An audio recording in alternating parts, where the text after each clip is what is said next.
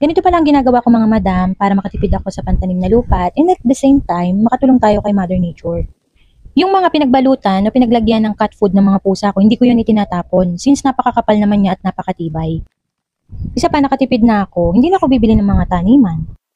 Yung iba kapag natuyo na yung kanilang damo, susunugin. Sayang naman, kaya gawin nating patabayan. Kaya para makatipid tayo sa lupang tataniman, kalahati ng ating lalagyan ay yung mga damo.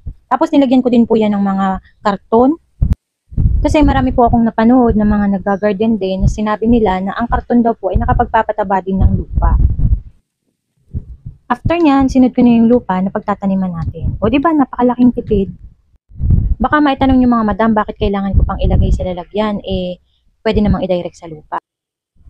Madalas po kasing bumaha dito sa aking mini garden at lumulubog po. Sayang naman yung aking mga itinanim. Kaya kung nakalagay siya sa lalagyan, madali ko siyang ililipat sa hindi binabaha.